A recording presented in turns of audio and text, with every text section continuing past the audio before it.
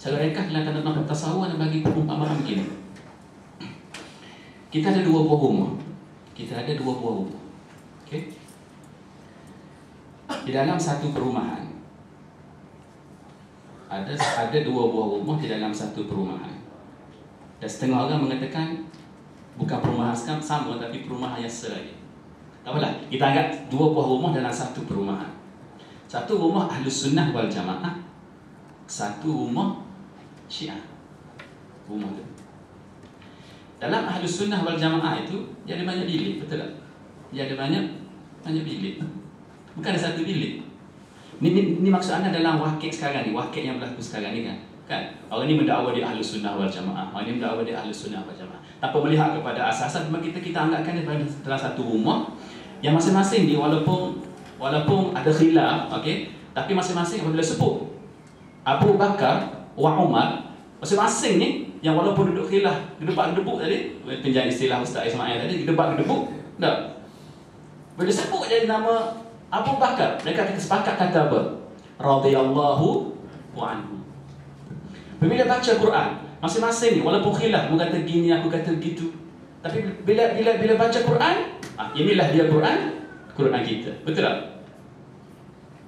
Ini kata Sunni, istilah Sunni ni tadi dia Sunni Syiah ni maksud anak Serumah lagi tu dia banyak bilik juga.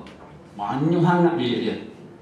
Dia banyak daripada bilik dalam rumah kita Sunni tadi. Banyak. Okay? Dia banyak bilik dia. Tapi mereka ni dia cuba nak kita kata nak masuk ke rumah ni. Kadang dipanggil ikut apa kita kata, panggil ikut dalalah ajak dah dan sebagainya. Jadi mereka ni yang ahli rumah ni mereka berada di luar rumah Ahlus Sunnah wal Jamaah tu. Secara dia kata mujmal, maknanya ini rumah Ahlus Sunnah wal Jamaah dan ini adalah rumah Syiah. Dan rumah ini dia ada kepercayaan dia ada akidah dia ada asas-asas dia. Sama juga dengan rumah ni, dia ada foundation dia ada asas dia dan sebagainya. Nampak tak? Okay? Dia dua rumah yang berbeza, dua ajaran yang berbeza. Nah. Baik. Itu yang pertama. Sebelum kita bermula, kalau tengok kepada tentatif, sepatutnya slot ni tajuk dia asas-asas ajaran Syiah. Tajuk dia asas-asas ajaran Syiah. Dan slot ni asalnya Ustaz Jaafar, tapi beliau tidak dapat hadir, maka Ana diminta untuk menggantikan beliau. Dan slot Ana sebenarnya Syiah lawan kepada Sunnah. Itu slot Ana. Tapi bila Ana tengok benda ni sebenarnya dia berkait.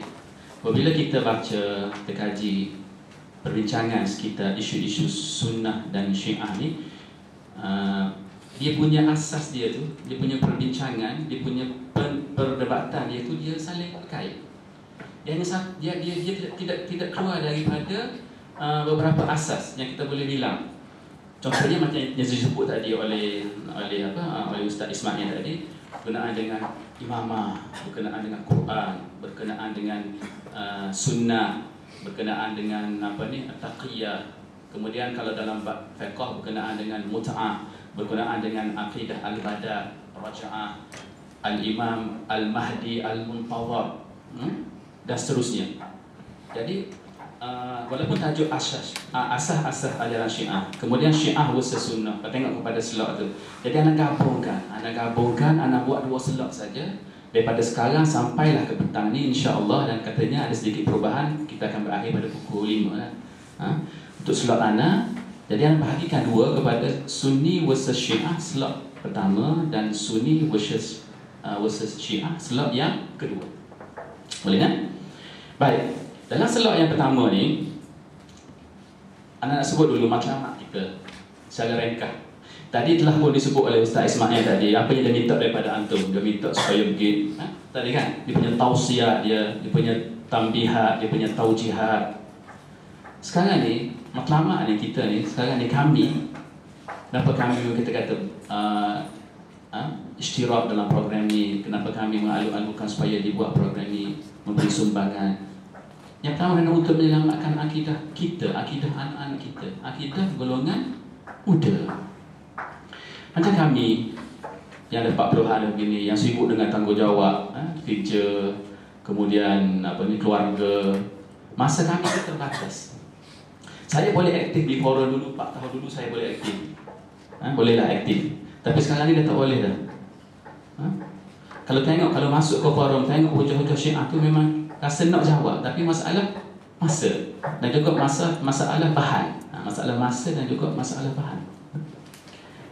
Jadi untuk menyelamatkan akidah anak-anak kita ni, termasuk antum ni, maka itu kita perlu mewujudkan satu barisan pelapis yang akan bekerja untuk mempertahankan akidah Ahlus Sunnah wal Jamaah dari serangan Syiah Imamiyah.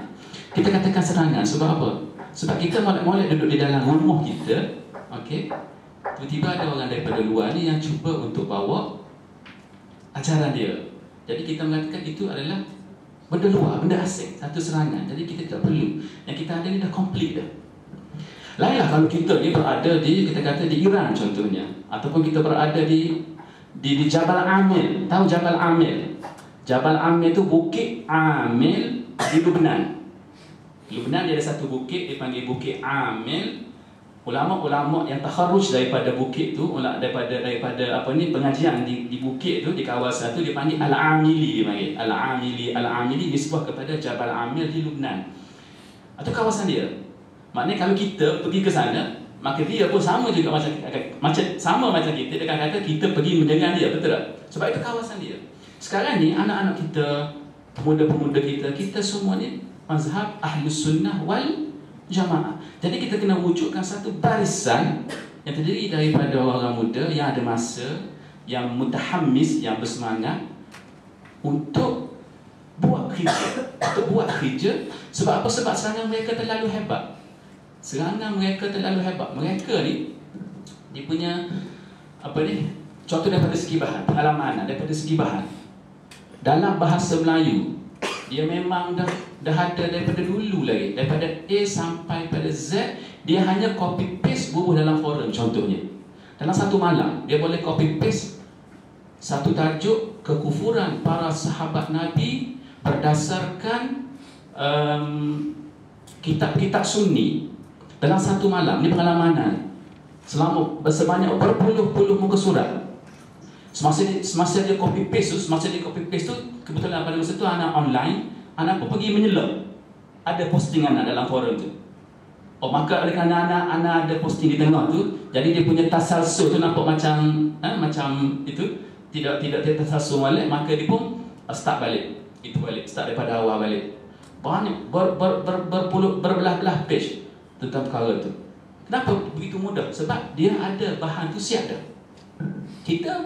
Kebanyakan bahan kita dalam bahasa Arab yang memerlukan kepada orang untuk terjemah, kemudian kita gunakan sebagai untuk menolak hujah-hujah dia.